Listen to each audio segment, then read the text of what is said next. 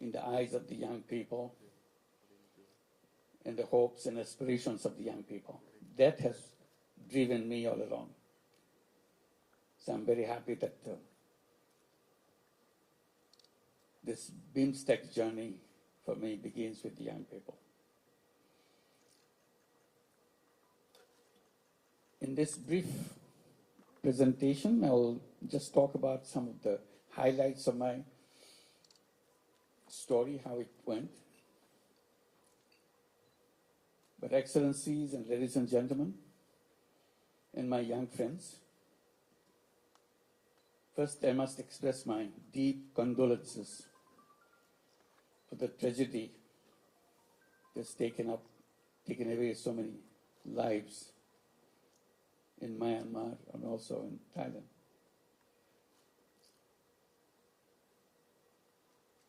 And this makes us aware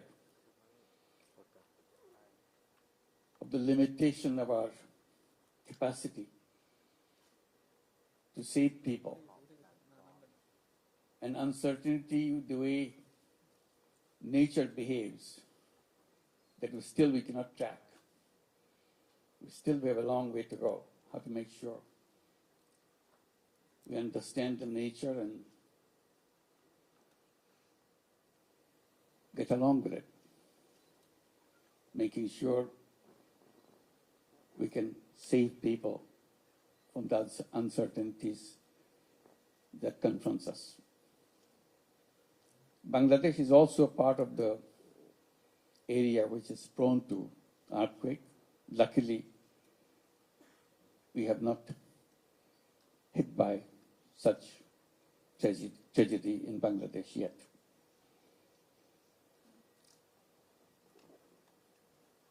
I'll just give an idea how I got into the things that I have done in the past.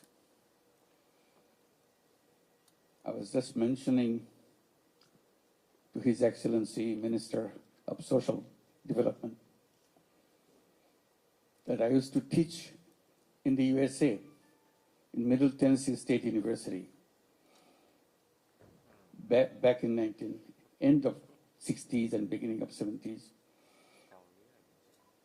I was mentioning because I was surprised to see in my class almost 1/3 of the class are Thai students. That's not what I expected when I began my teaching job. But I became very close to them. One reason was they are doing very bad in exams. Not because they're bad students. They're very good students. But they couldn't write in English. So I gave them a formula how we overcome that problem.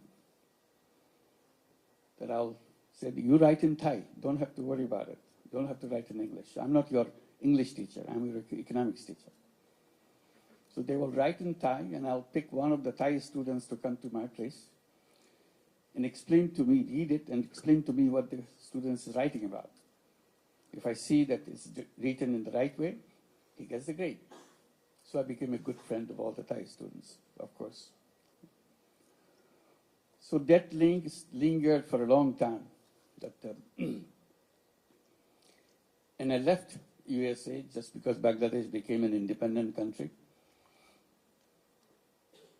in 1971. I left in the June of 1972 to come back to Bangladesh with all the excitement that you have a new country, you can design it with the dreams of your imagination, and you're all excited that you have independence, an independent country. So I was trying to see what I can do in that journey. But very soon, all the excitements of creating a new country started disappearing because Bangladesh was sinking very deep into economic troubles. By 1974, we had a terrible famine in the country. We read about famine in the textbooks, in the history books, but never see a famine around here. Now we have the experience of seeing a famine. You are coming from the United States with all the excitement of moving forward. Now country is sinking in debt, unimaginable debt. You see dead bodies on the street. It's not a disease, it's not COVID-19 which made them die. It's just not being able to have fistful of rice to keep them alive. So as a young person, you start wondering, what good is this university where I'm teaching is all about? You can teach all the brilliant theories in classrooms, walk out of the classroom, you see dead bodies.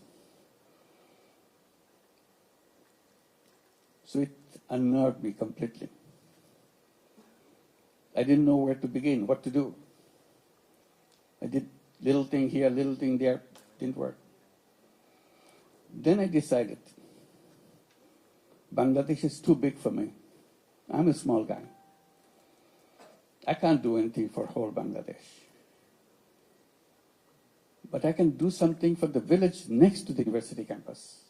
This is a very interesting university, beautiful new university, but located in the midst of villages, not in the city, in an urban setting. So I decided this tiny village next to the campus is my Bangladesh.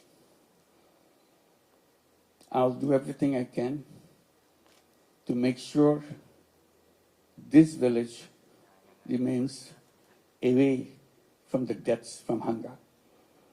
Not only this year, next year, a year from now on.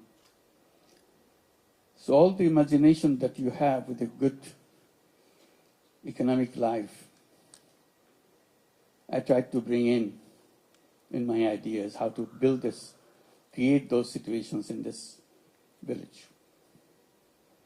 I did little things again to see if I can be helpful to people. Then I realized the village is too big for me.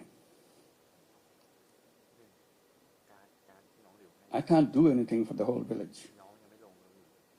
So I started paying attention to individuals. That's a long story. When I started talking to the people in the village, get to know them, they look at me with suspicion because I'm coming from the university, which is just next door. But still, you're a kind of quote-unquote foreigner. Luckily for me, I could speak the local dialect. So that way, there was no language difference. So one particular event took me to take a next step. Woman I met, she was a victim of a loan shark. She did a wonderful job, but the benefit of her job is entirely taken away by the loan shark who provide her the money to buy the ingredients for whatever she is making. And the loan size was just over $1. That's a loan. But that $1 loan kind of made her into a slave labor. And instead of overcoming the problem, she became a slave labor because whatever she prepares, the condition of the loan shark is, you have to sell anything you produce to me at the price I decide. Imagine that. So in the conversation, I said, if I give you the $1, can you produce and sell it in the market? She was not familiar with the market. She said, I can try. So that was my first loan I gave. Gave her $1. I said, you have to pay me back. But whenever you can, I'm not going to force you to do anything. And the results I got from her kind of made me think, if $1 can do such a thing, why don't I do more? And I still have lots of money in my pocket. I'm coming from the United States. I was teaching there for several years. My pockets are full with dollar. So that was the beginning. And it led to step by step, not only just lending money, but raising questions, fundamental questions. If this money, this dollar can change one person's life, and you get your money back, why don't we do more? I go to the bank in the campus. It's a newly built campus, newly built banking offices. I talked to the manager. I said, why don't you lend money to the people, poor people in the village? He was shocked. He simply argued, bank cannot lend money to poor people. So I argued and argued. Nothing changed. I said, you know what? Your banking system is totally wrong. You are built in a wrong principle. The principle that you work with, the more you have, the more you get. So you're always looking for the guys who have more, so that you can give them more. I said, that's kind of reverse of the actual principle that you should have. Actual principle should have been, the less you have, the more attention you get. My first responsibility is to go at your door to serve you. You don't do that. As a result, you create this problem for the whole village and for the whole country. Now I see it's whole world. Same banking principle. The more you have, the more you get. If you have nothing, you get nothing. So stay there. The whole idea of transforming the society is killed right there. There's nothing wrong with people. They're full of energy, full of creative ideas, but institutions are built in the wrong way. So I started becoming very vocal. Since I'm a university professor, I'm quoted in the press. I make it very, very sharp. People laugh at me. This crazy guy, don't understand any business, any banking. He keeps talking loud about something which cannot be done at all. Poor people need jobs, not money. I started answering that question. I said, money is more important than job. That became another root of my arguments. And I continue to do that. But for the time being, I'm saying, not only banks should be made in a way that you should be focusing, started doing business at the bottom first and then gradually move up. To make it more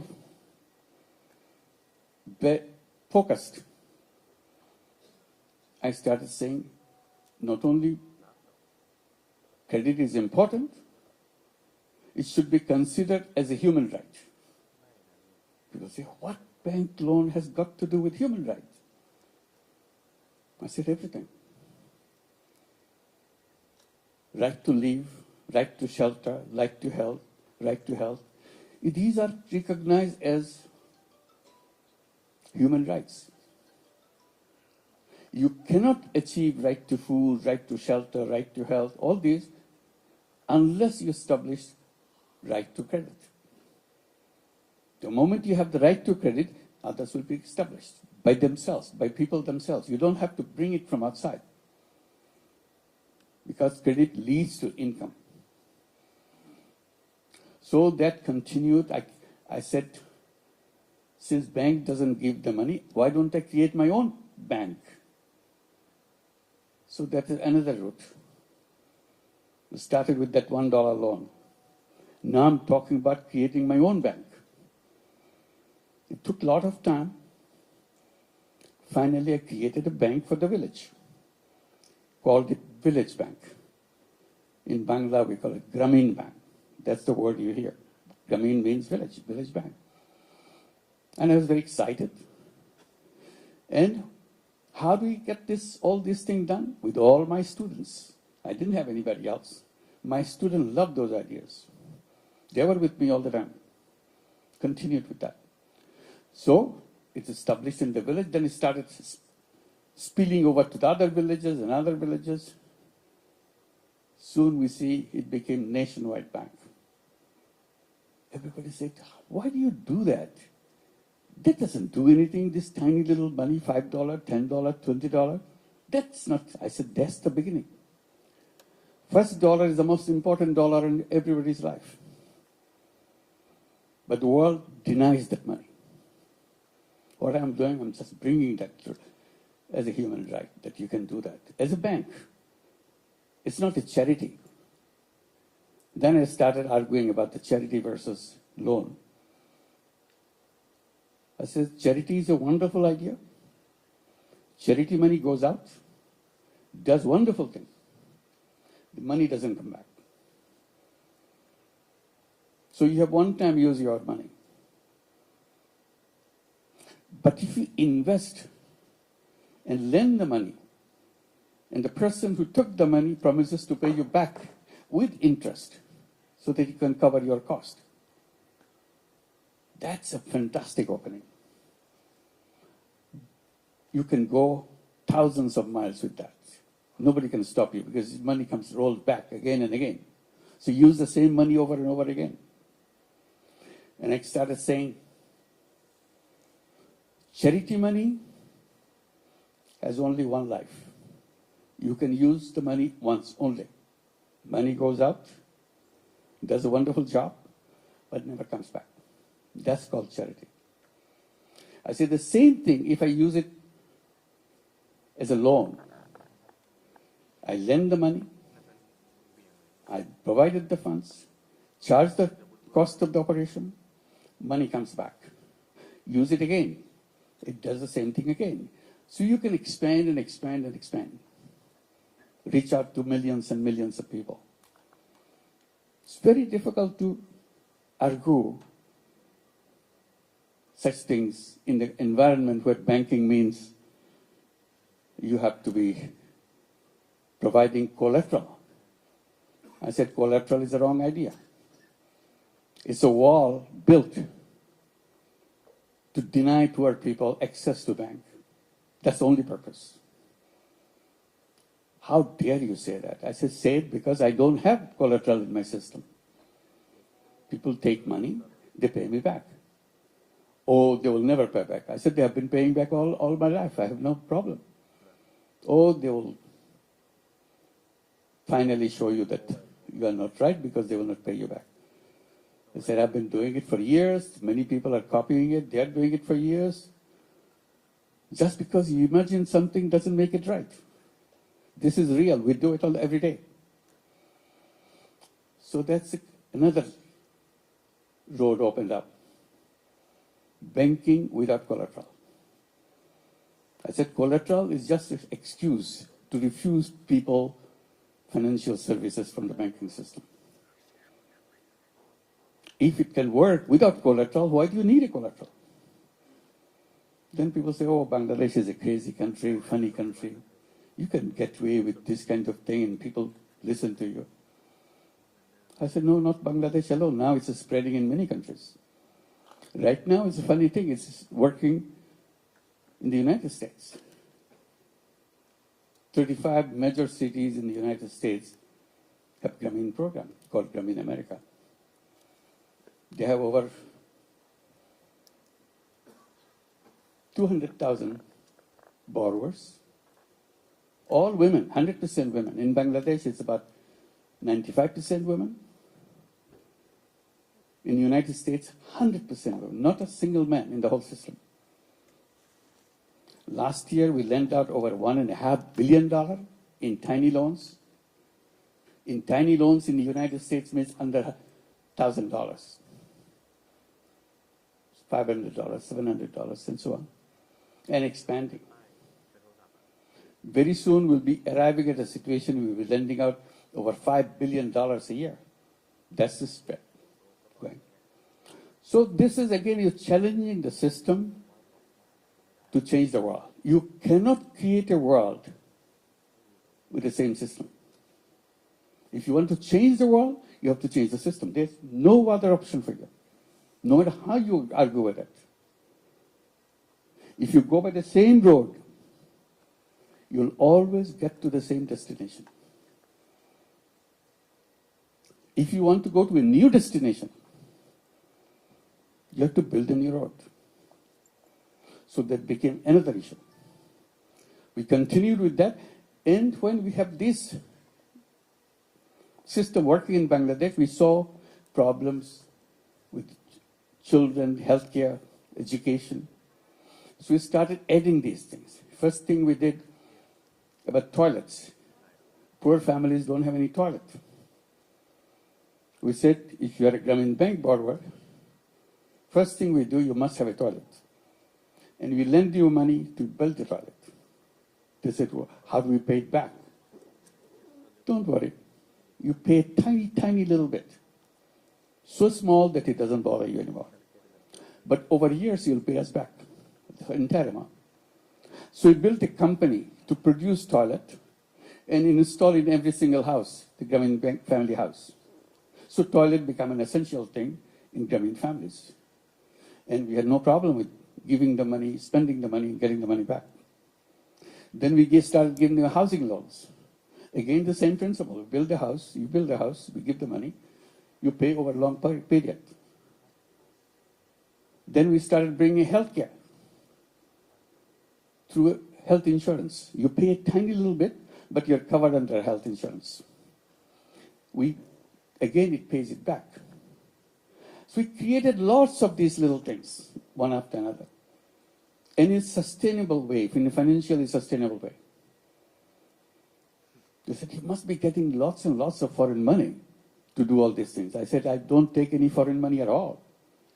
Grameen Bank resists foreign money. Many big international organizations wanted to give lots of money. I said, no, we don't need money. We have plenty of money. We are in a business. We generate our own money within a bank. Banking system is a very interesting system. It generates its own money. People come and put the deposits in the bank and use the money to give it to the people. And we are the most reliable bank in the whole country. We work in all the villages. People from the area, they come and put the money because no other bank. So we have lots of money coming in. Our problem is not shortage of money. Our problem was a surplus of money. They put the money in, but we don't know how quickly to expand your business because your business is fixed. It has to be poor women. They have capacity to take money is limited. So it's a very reverse kind of experience. So this is one area. We created all these businesses. We created these programs, turned into businesses. Toilet business, so it became a commercial business. We produce toilet and sell it to borrowers. Healthcare became a separate business. Housing became a separate business. So along the way, we created many businesses. And people keep asking, how many businesses can you run? You must be making a lot of money. I said, yes, it brings the money back, but we don't want to make any profit out of it. Another debate began. Debate is, how can you run a business not to make money? Because in our textbook says, you must maximize profit if you want to be a business. And you're saying you don't want to make profit for yourself. I said, that's the difference. I'm saying, I don't want to make profit for myself. Business makes profit. Profits is rolled into the business to expand the business, to reach out to more people, provide more services.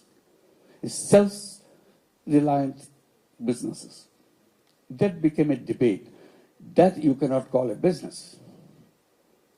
I said, I'm an economics teacher, so you don't have to define what a business is all about. It's a perfect business. Simply, I don't take the money off the business into my pocket. That's all. Then it turns not a business. You have to make money. That's the business. I said, no, that's not what it says. It says you have to make profit, not put it in your pocket. No, you have to put it in your pocket. So that debate went on. Big experts in economics started challenging the whole idea. I said, okay, it doesn't fit into your idea of business. This is a new idea of business. So I needed a name to define it as a new business. So I started calling it social consciousness-driven business. When I mention it several times, it looks too long for me. So I simplified it, called it social business. What is a social business?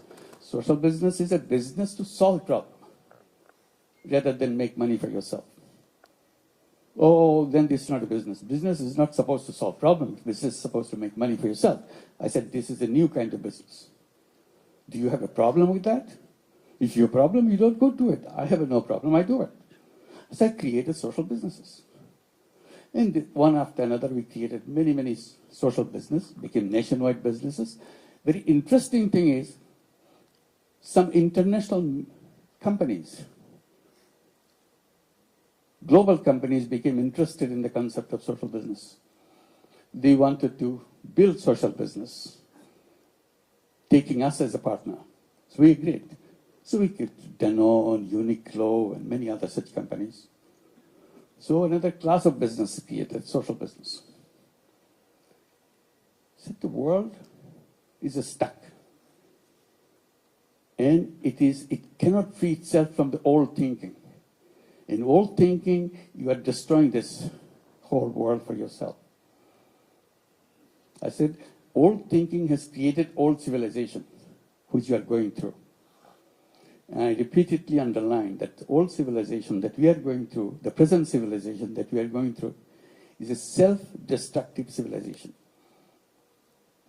It will destroy everything. And that's the path we are going.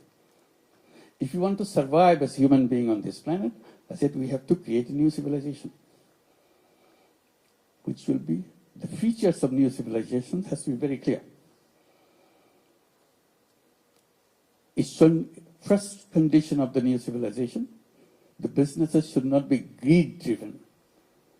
So greed part has to be squeezed out in the new civilization. Greed will destroy us. Why? Because whatever, all the things that we talk about, we promise as a government to see this is what we're doing, our country is moving forward, our GDP is growing and all that, and growth rate is so high. So what? All the wealth this is generated gets concentrated in few hands. They become richer, richer and richer. And we call it development, we call it growth, we call it fantastic economy. But that's, you are planting the seed of your self-destruction. Unless wealth is shared, you cannot sustain a society. Concentration of wealth equals concentration of power. And you start concentrating power and deprive the power for the people in the ground, that society will collapse sooner or later. That's it. This is one reason why the civilization cannot sustain. On top of it, we are destroying the planet through environmental side. We created the world where consumption is the king. You buy, buy, buy, consume, consume, consume. And in the process, create waste and waste and waste. If not anything else, the whole waste that we generate every day will put us into grave of waste. I said we have to redesign our lifestyle. Lifestyle is not about continuous process of creating waste. Life is about preservation. Life is about protection. So it continued on that. Then finally I came out with one idea, put it in a kind of capsule format. So we have to create a civilization of 3 zeros. 3 zeros. 0 net carbon emission, 0 wealth concentration, 0 unemployment. And unemployment not because everybody has a job. The way I interpret unemployment, I said, human beings are not born to work for anybody else. The economic system that we are taught, is again put onto a wrong footing. We are asking everybody to find a job. Our education system is built around finding, so that you can get a job as soon as you finish your school.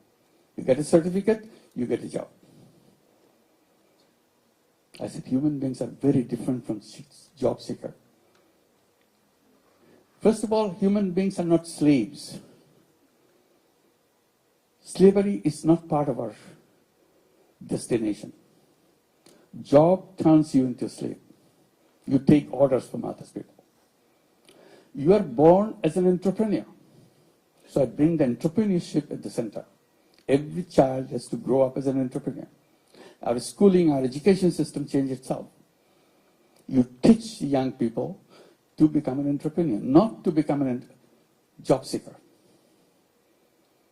So that is another clash between what we are promoting and what we are practicing in the outside world. I said, the young generation today is you forget about the previous generation. Today's generation is so different. I keep mentioning to the young generation that you are the most powerful generation in the human history. And you are taking this most powerful generation and put them into work for somebody else. Take orders from somebody else. They're filled with ideas. If you free them. Now you're forcing them to get a job because otherwise they're going to survive. Because you have not provided those things. So that's where we say we have to be entrepreneurs. So 3 zeros. 0 net carbon emission, 0 wealth concentration, 0 unemployment. And then we started encouraging young people between 12-year-old to 35-year-old to create what we call 3-0 clubs. 5 young people get together, create a 3-0 club. What do? Each one of you transform yourself as 3-0 person. I do not contribute as a person. I do not contribute into carbon emission. I do not do anything which contributes to carbon emission. It's my lifestyle issue. I create a life where I don't do that. I do not create any waste. This is part of my commitment as a member of the 3-0 club. I do not practice anything which will lead to wealth concentration. 0 wealth concentration. I'll become an entrepreneur. I do not contribute to job seeking, working for somebody else. So these are the 3-0, I become a 3-0 person. So this is the direction I want to go. So these are the ideas that one led to another. This is not something happened isolated way. Each one linked to one. I mentioned, to go back, concentrate on one village. I said, whatever you try to do, don't try to do overnight, change the world. You cannot do that. If you want to change the world, you start with your village. You start with your neighborhood. If you are successful with your neighborhood, then you have a chance to go to the next step and the next step. Life is about developing a prototype. If you build a prototype, the rest is easy. Replicate.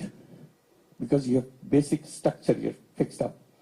That's how microcredit works. We built up the first unit. If the first unit works, you can make thousands and thousands of units doing the same thing. So don't start with a big thing. That's the wrong idea. Always start with the smallest thing possible. Figure out what the smallest thing is all about. And you do that. If you're successful with your smallest unit, you can conquer the world. The rest is easy. Just by repetition. So this is where we are right now and trying to see we can address the people's attention to change their views, because the whole problem is created by the way we structured the civilization for ourselves. Unless we redesign it, we are stuck and we are finished. So that's the world. We have the alternative. It's not that it's a kind of terrible thing. It's not a terrible thing. Simply become aware. It can be done in a different way, in a better way, in a sustainable way. That's the direction we want to go. That's where young people get excited because they have lots of creative ideas. Somehow we put a tab on it, put them under wrap, open it out, and young people dare to be themselves and get into a mission that we have to create a world so that the whole human community survives.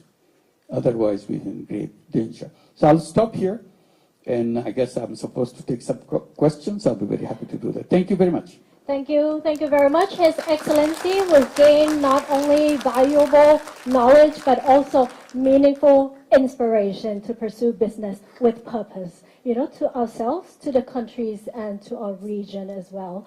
And now it's time to open the floor for Q&A before the photo session. Okay, so anybody, any questions are welcome. Please raise your hand for the question. Yes, please. Thank you.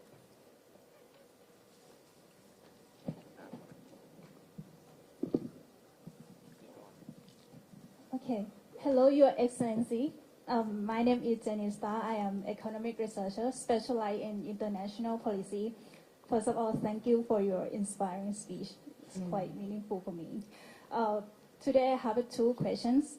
The first one is, nowadays there are many young generation who want to create a social impact, but they are struggle with funding, so they can't expand their social campaign.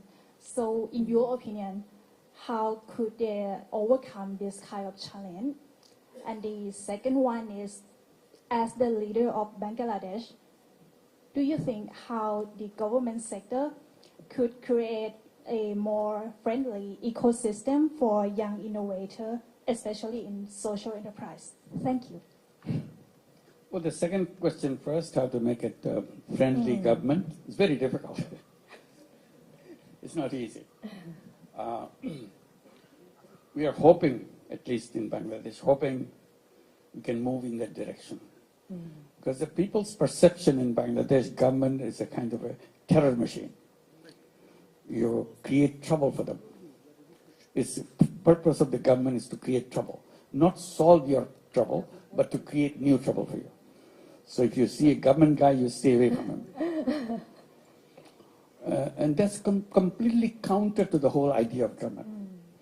So it needs overhauling of great magnitude to make sure that you become, so when you see a government guy, you feel relieved that, okay, I have a government guy next to me. I'll be protected. It takes a lot of practicing, a lot of redesigning inside the government. Hopefully someday we'll be able to do that. On the question of finance, my entire story is about finance. And I'm saying that we are not waiting for money. See? We are not saying, give me some money. We have our stories after stories where we defended ourselves from billions of dollars of money coming to us. We said, please don't give us, don't destroy us. We are okay. So it has to be reversed. You should be generating your funds, creating things. And there I suggest the one idea, social business. CSR. Many companies have CSRs. We can go and describe to them. We're giving money, giving it away to help people. Why don't you invest in a social business fund so that people can take this money, create social businesses, and return the money into your fund, and you contribute to fund each year, it becomes big. You are not doing anything extra. And instead of giving it away, you are keeping it, and it's growing, and we benefit from it. Because companies are supposed to give it away. That's a CSR money. Simply you're saying you can do it other way. You can say half the money you put in a social business fund, half you give it away. See which one works better for you. If you like this one better, gradually you'll pull all the money. And then you can, in addition, if you like it, in addition, you become a partner in a social business. Healthcare could be a fantastic social business. Everybody needs healthcare. And this is the most difficult thing to get in most of the countries. I said, why don't we create social businesses? During COVID-19, we have gone through a big fight, global fight, to make vaccine patent-free. Just patent-free. We're not saying give it free. Patent-free. Patent means you protect the right for yourself. You can charge any amount you want. It's a monopoly right. Take away monopoly. You sell the product at the price which you have to charge. Because it's a question of people's life. We had a global fight for this. Fighting taken to the WTO, because that's where final voting takes place. It needs every nation's concurrence. When everybody says yes, then only then it could be removed. In the final count, when after long battle around the world, final count, 10 countries stayed away, didn't vote. So patent stayed. As a result, COVID-19 vaccine went to rich countries in extremely high prices. Companies made billions of dollars, and they're gloating with happiness, giving big captions. So many billions of dollars earned by this, so many billions of dollars here. I said, that's a shame. You're making this money at the cost of people's lives. Many people, millions of people in the world didn't have access to vaccine because they will not allow this vaccine without patent right. If patent right was removed, many countries will produce this, and it will be available everywhere. So ever since we are campaigning pharmaceutical companies to become social business companies. Today you pay a penny for your medicine, in production of that medicine, you charge to the consumer $1 for that. Nobody can stop that. It's a free market. So I said only escape from that is to create social businesses. Where would the social business come from? From me and from you. If you agree, we do that. Nobody can stop us. It's a business. Only thing, we don't overprice it to make money for ourselves. Because social business doesn't have any room for making personal money out of the business. So that's it. So this is the way to go. It can be created. Money should not be a barrier. It's a kind of, again, creative way of thinking for how to make it possible. Make contracts with the people. I delivered this, you give me this, I delivered this. That's it. Thank you. Thank you. Thank you very much. And please feel free to engage with Professor Yunus. Thank you. Please. The lady in the middle, please also introduce yourself and your organization. ตรงกลางสุดขาวค่ะ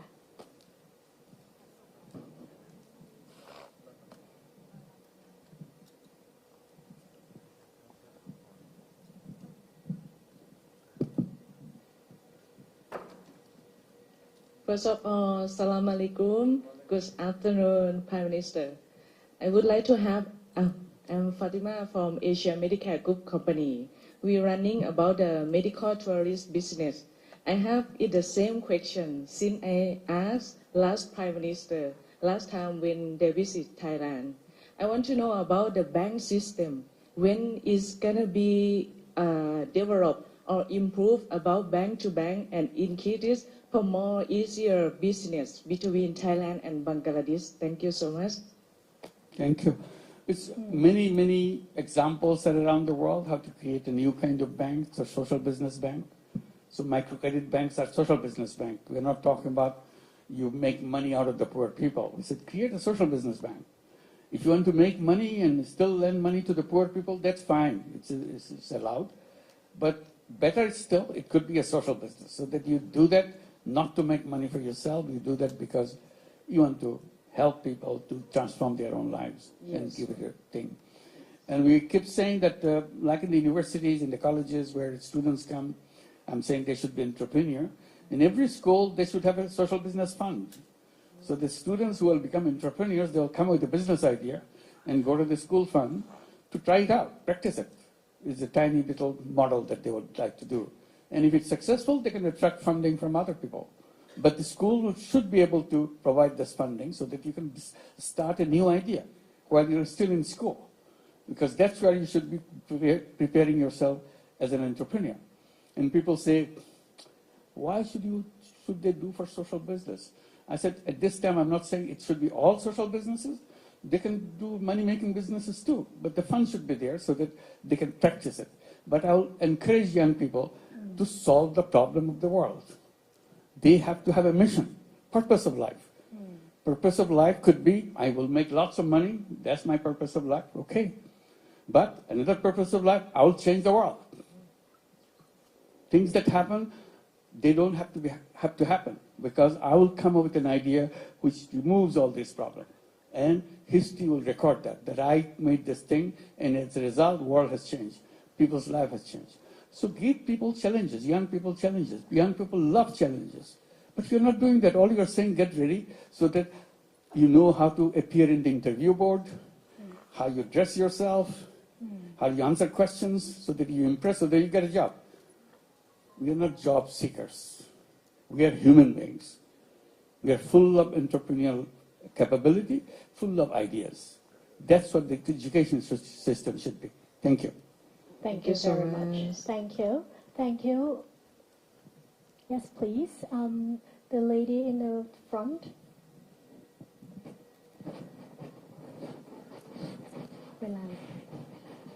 Sorry, I can't see anybody, so I hope there's some light in the middle. Good afternoon, Your Excellency. I'm Asleisha Kargi. I'm representing Nepal for today's program as well. I had a question for you. It was really interesting when you said the 3 zeros, but something that struck even more to me was the part where you said 0% unemployment. So, you know, as a fellow young entrepreneur, I do think entrepreneurship is something we have to talk about more and get more people engaged. But at the same time, as an entrepreneur, I know I need a lot of help from fellow other members in the community as well. So could you elaborate a little more when you said we need to be more prone to entrepreneurship than employment? Thank you. One is you are, as a young person going through this education or whatever experience you're going through, you're always thinking, what is that I'm going to do? Oh, I like this, and I'll become a CEO of this company finally. I enter the bottom, and I'll do that. I'm a very talented person. So that is very attractive. Or I see this problem. People work very hard, but they don't get the return that they should get because of the system, the banking, because of the system, the legal system. They're pushed away from the mainstream. So I'll create something so that they will go very easily with a happy life. I'll come up with an idea which will transform their life. If I can transform one human being's life, my life is worth living. If I can do it for many, many, of course, that's what I'll feel happy that I've done something which touched people's lives. Otherwise, I can do things, I make money, have a big, exciting life for myself, but people have nothing to do with you. You never had anything to do with anybody. So you have to choose which one you're looking for. So one of the purpose of education is to find your purpose. See, in the entire education system, there's nothing called what is the purpose of your life. They will make you expert in everything, but never ask the basic question, why I'm here? What am I supposed to do? Do I have choices? How do we choose my path? I think that will be the first question in the education system. The day you enter grade 1, what is the purpose of my life? And I search for it as I go. And I battle with my colleagues. I tell my colleagues this is what I do. My friends in the class say, no, I want to do this. Other friends say, no, I want to do this. And my ideas keep changing. Next class, I'm much mature. I know what I want to do. But still, brighter ideas keep coming in the debates and so on. Because this is a fundamental question each class asks itself. And we record it. So the next year we read that, what we used to think about last year. Has anybody changed his mind? Yes, I've changed my mind. This is what I want to do. Record it. So as we go, how our minds develop. Ultimately, I have to find the purpose of my life. It's a very short period. It's not a long period. But within that short period, I have to achieve, I have to reach the goal of my life. Making money cannot be a goal of life. But if you want, put it there. I want to make money. Go ahead. But you listen to others, what they want to do. I want to change the world. I don't like the way it happened this way. I don't like the way it, I don't like the war. I don't like this. I want to create a world of like this. That's what it will happen. Imagination. That's the key word for every young person. Imagine. Imagine the world that you want to have. Imagine what you want. That's the part of your growing up. By the time you are mature, you're ready to go, you have your ideas matured. If you imagine, whatever you imagine, it will happen. If you don't imagine, it will never happen. Imagination is a big part. That's the most important ingredient in every single human life. Imagination. Thank you. Well, thank you very much for the Q&A session, and big round of applause to His Excellency Professor Dr. Yunus for a wonderful keynote address. And also please remain on the stage for a photo session, and may I invite His Excellency Mr. Warawut Silapa Acha, Minister of Social Development and Human Security, the Kingdom of Thailand.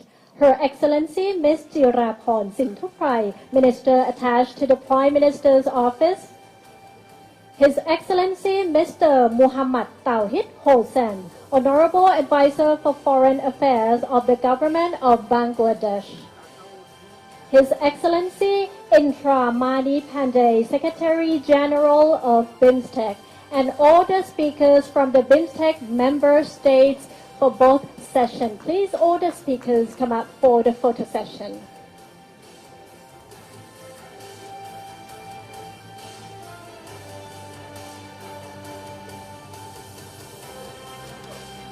Telephone.